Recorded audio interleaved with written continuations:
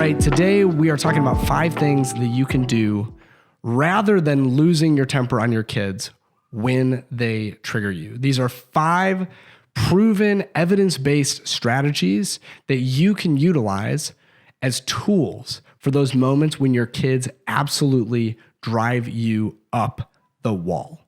And the first thing to understand is that it is totally and completely normal for your kids to drive you absolutely crazy. And there is a couple of reasons why this tends to be the case. First and foremost, our kids have a unique ability to trigger us because our kids are so close to us. We let them inside of our vulnerability. And even though it's important for us to have boundaries with our kids, and if you haven't heard me talk about that, I talk about it all the time. Even though it is important to have boundaries with our kids, there are just some things about living with a person whom you have raised that get inside of your boundaries. They can get under your skin in unique ways. So even if you have boundaries with your kids, you're still going to be closer to your kids than you are to a lot of other people. And this is going to allow them a unique capacity to bug you and bother you and trigger you in ways that other people don't necessarily or aren't necessarily able to do. The same is true for other members of your family. The same was true for your parents, likely when you were growing up.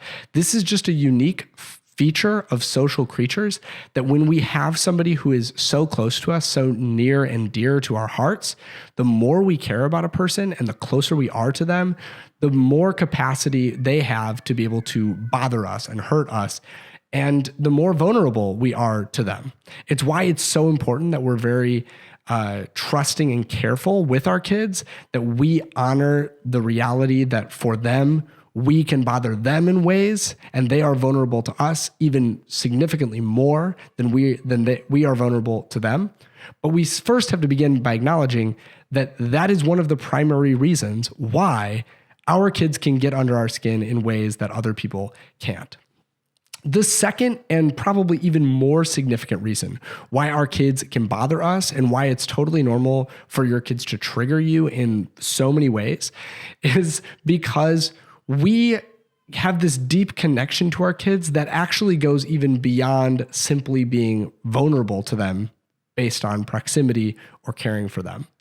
We oftentimes project ourselves into our kids in ways that make our boundaries around who we even are a little bit fuzzy. It's why when our kids do things that bring up our past trauma, shame, and the punishments that we received at the hands of our parents, oftentimes we will continue that cycle by acting the same way towards our kids as our parents acted towards us.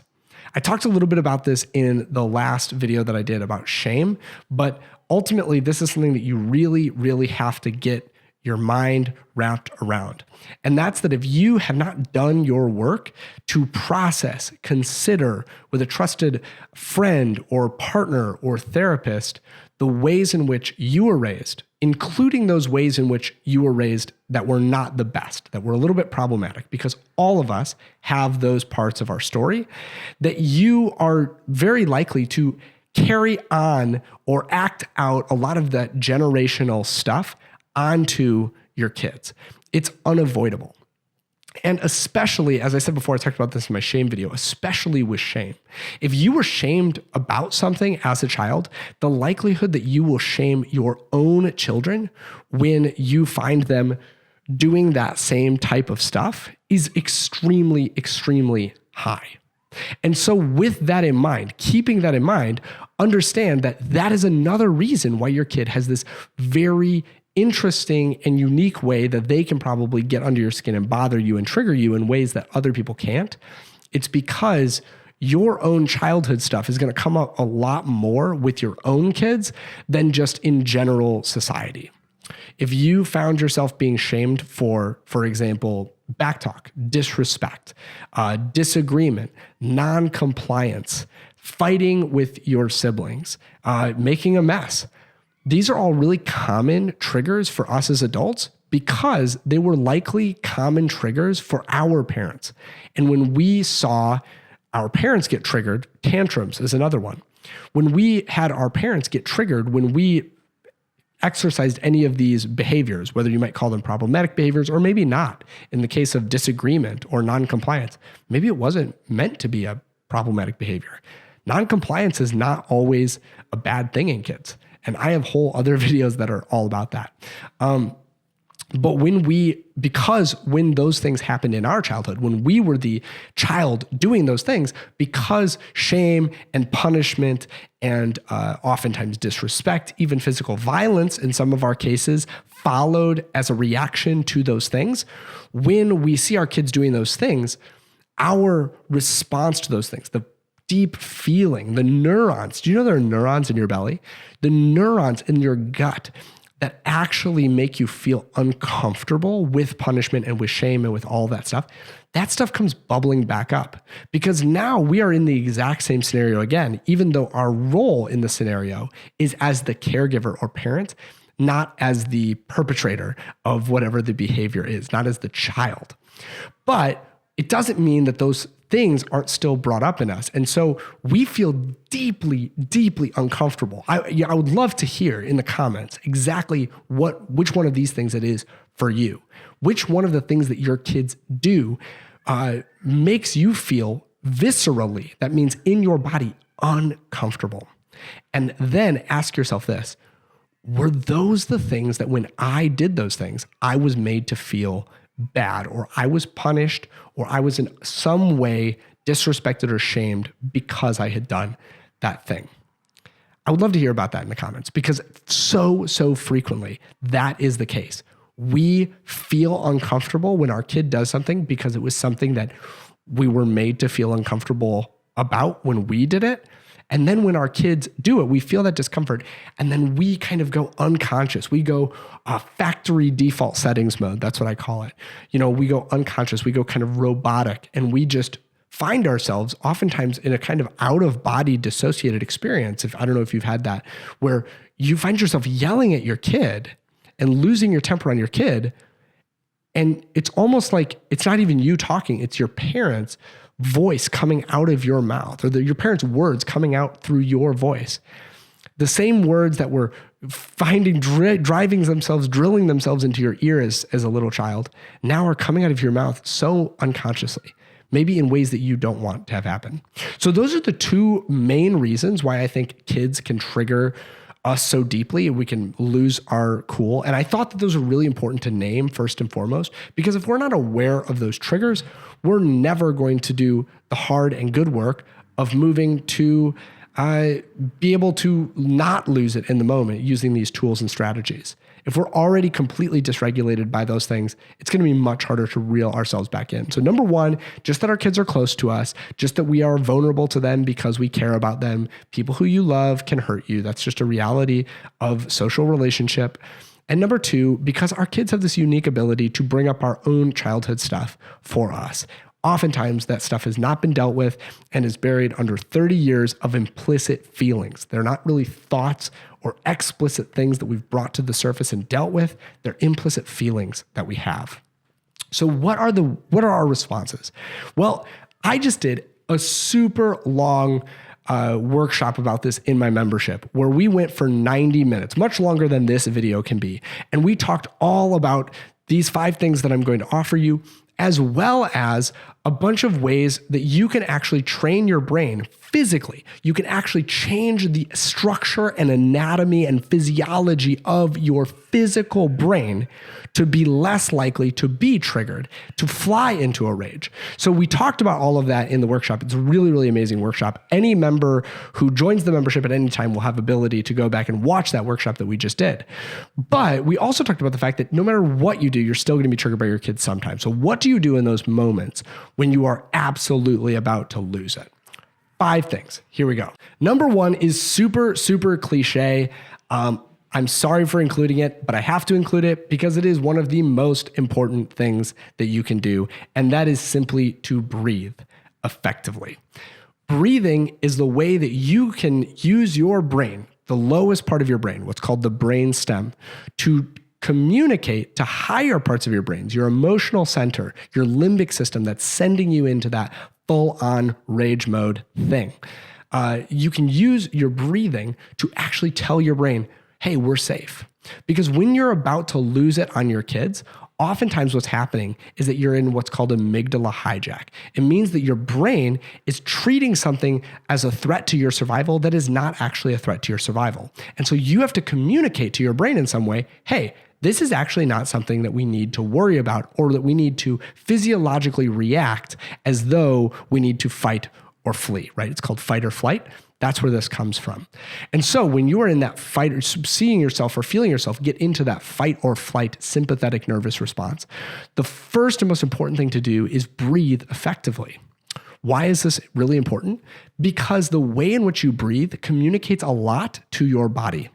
Your body is going to, your limbic system that is in fight or flight mode is going to communicate to your brainstem to make you breathe in such a way as to get ready to fight. Right? Breathing through the mouth or even breathing through the nose in and out quickly. These are ways in which your body is getting ready to put the dukes up and defend yourself or survive, run away. But that way of breathing, actually, if we were able to reverse it, if we're able to change it, it can communicate back to our limbic system, hey, we can chill out.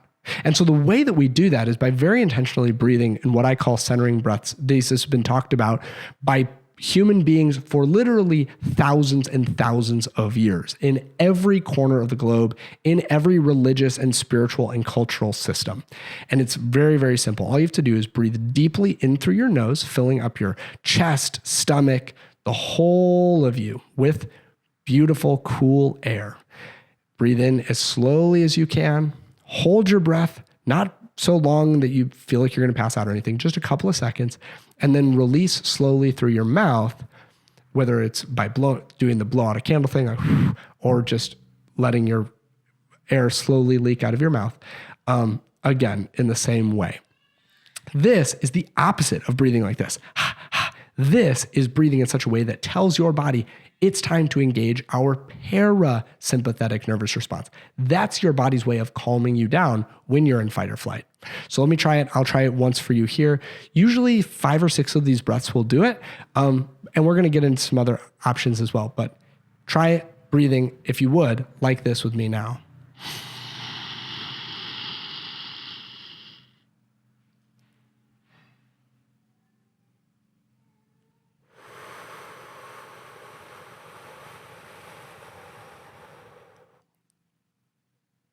Pretty simple, but it works. I know it's cliche, but it will change your life if you breathe effectively like this. In fact, I talked to a former NBA player not that long ago who told me that this was his primary way of calming down when he was on the court and about to get in a fight and get a technical foul. That's how profound this is. It doesn't just work when you're about to lose it on your kid. Even high-end, top of their game, former all-star NBA athletes have to do this stuff. It is normal to get triggered. It is normal to want to blow your lid, especially on your kids, but just in general in life. And this can actually completely change how you're going to react or respond in that moment.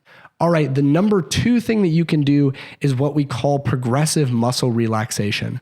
For all of the same reasons that I'm not going to repeat, this is another way to tell your body that, hey, it is not time to be in fight or flight mode, to disengage or disrupt is basically the best word for it, your sympathetic nervous cycle, which is constantly trying to make you more and more escalated after it's been tricked or tripped with your amygdala, and tell it, no, actually, we're going to calm down. And progressive muscle relaxation has been a therapy trick for a long time. It's also a meditation tool. A lot of these things find their way into both the sciences of psychology and psychiatry, and therapy, and also into the religious and spiritual realm because, sacred teachers have been using this stuff for a long time to help them find enlightenment of different kinds. And so progressive muscle relaxation is simply starting with your head and relaxing the muscles that tend to hold tension. Depends on the type of the person where those areas of tension tend to be, but If you just go through the list that I'm going to give you right now, chances are, if you're like 90% of people, you're going to hold tension in one of these places. So the first thing to relax is your mouth. Relaxing your jaw. People tend to clench their jaw when they get into fight or flight mode. And your tongue will press to the roof of your mouth if you're stressed, or will press so deeply to the bottom of your mouth, the floor of your mouth, when you are breathing really hard. So just letting your tongue and your jaw relax a little bit. You don't have to open your mouth really big, but just letting it kind of relax. This is one really, really good way to release the tension there. Next place is in your neck and shoulders. This is another place people will tend to hold their shoulders up high or push their shoulders back to hold tension. Again, this is the body's reaction to getting ready to use those muscles, fast twitch muscles, to either punch or run or flee in some way, right? To respond to a threat. And so relaxing your shoulders all the way down. I like to give my shoulders a little wiggle when I get to the bottom. This can really help you to relax the tension in your shoulders. And you will find, if you do this regularly, when you find yourself getting triggered or stressed, not just at your kids, but in general, you will find that you might have a lot less neck pain or shoulder pain that you've had from carrying around tension there. Next place is your arms and hands. People tend to clench their fists. I mean, obviously, right, to punch or whatever, or to run. Clenching your fists is a really good way to hold tension. So letting your fingers and arms relax, letting your arms hang loose to your sides, which is very natural once you've relaxed your shoulders. You might say, how do I hold my arms loose? Well, maybe you haven't done your shoulders relaxed enough, and you can kind of move your head around a little bit too. Then, your core, your back, your buttocks, your legs, all the way down to your feet.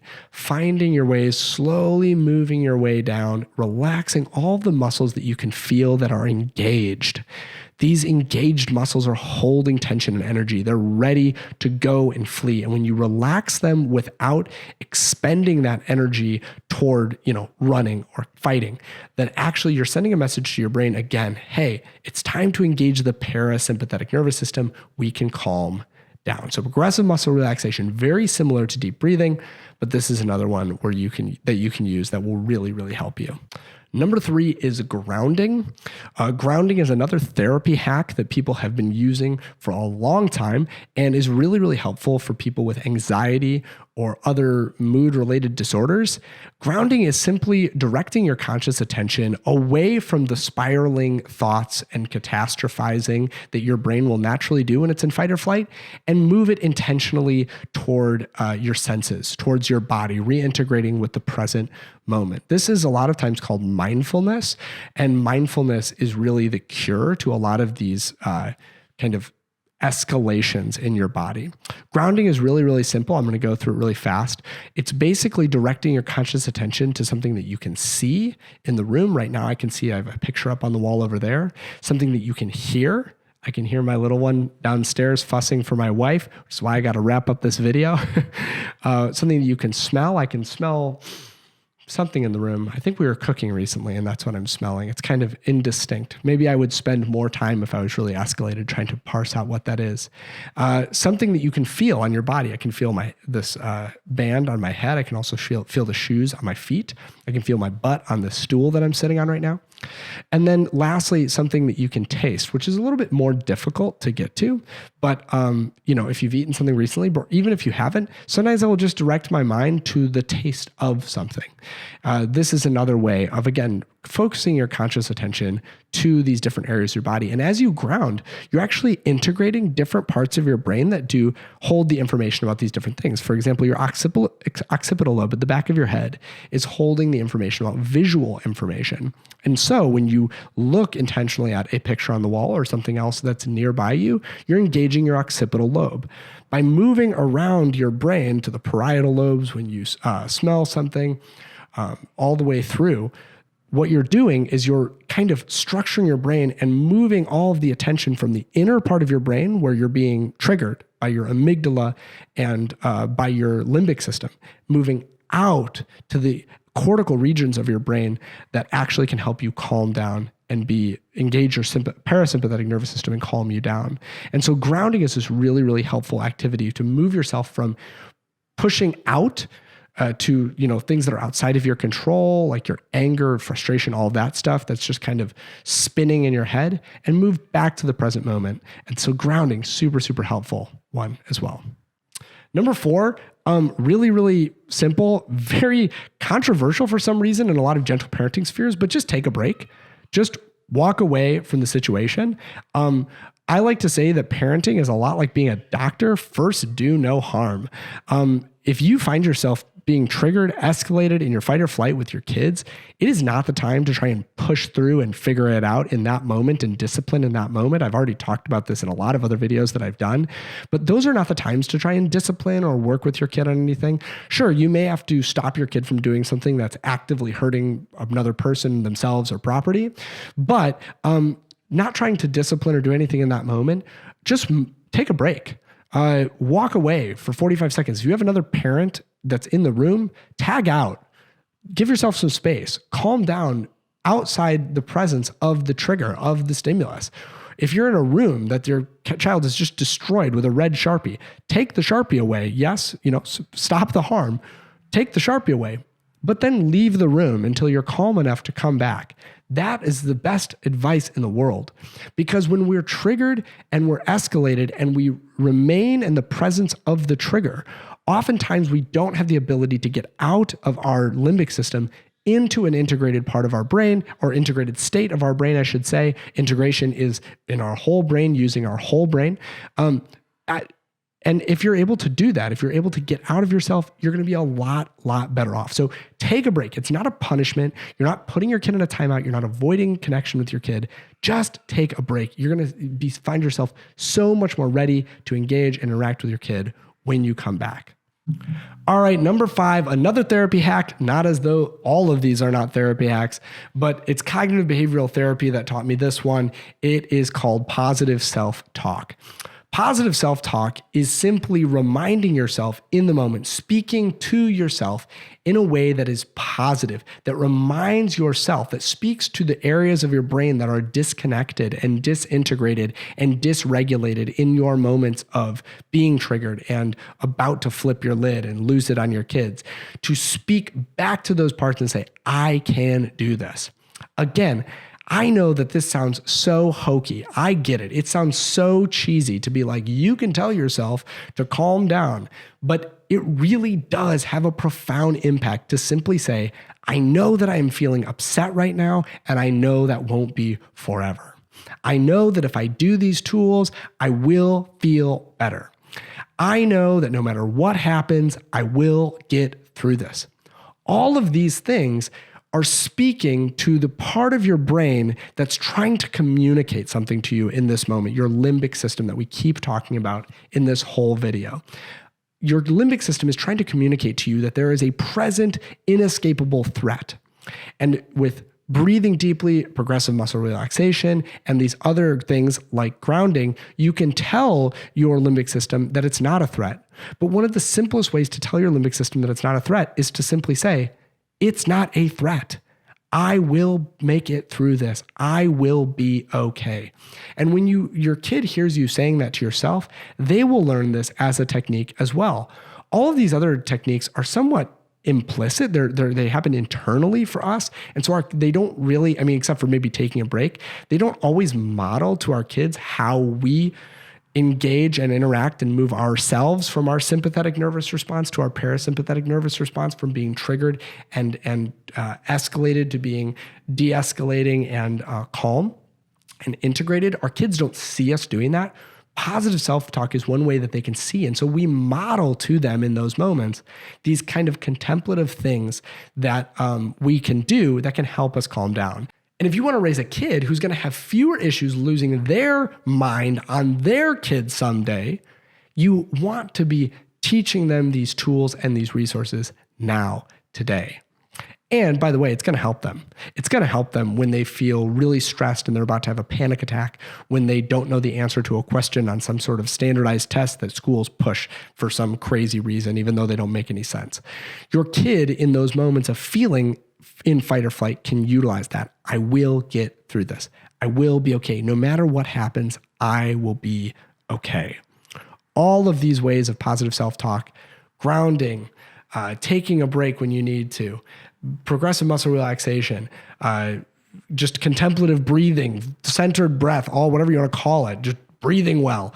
All of these ways are ways in which you can stop losing your mind on your kids who absolutely will trigger you. And again, it is not bad that your kids trigger you. It just is a reality of being a parent.